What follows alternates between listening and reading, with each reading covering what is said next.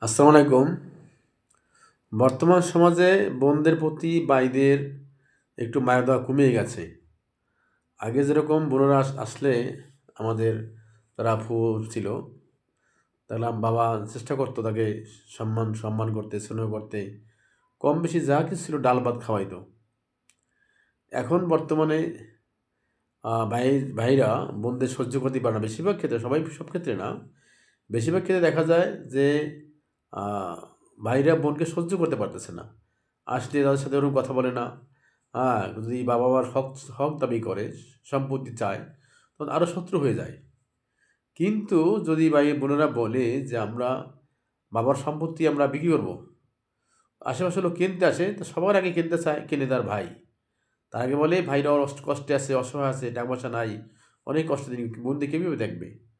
যখন বোনের সম্পত্তি বিক্রি করতে আসে, তখন সবার আগে ভাই আইয়া মাঝখানে খাড়ায় যে, "আমার বাবার সম্পত্তি আমি রাখবো। কষ্ট হলে আমি রাখবো।"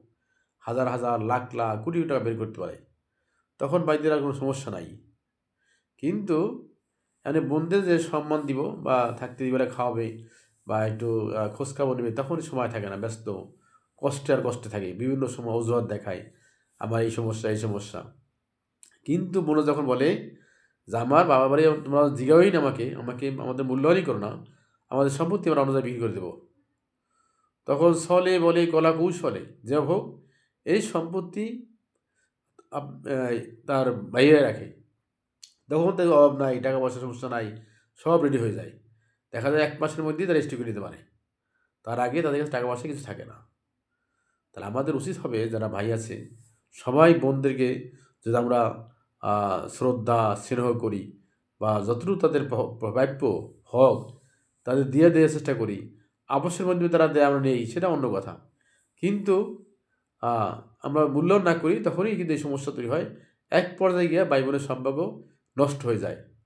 অতএব আমরা সেই বিষয়ে খেয়াল রাখবো। সবাই ভালো থাকেন। আসসালামু আলাইকুম।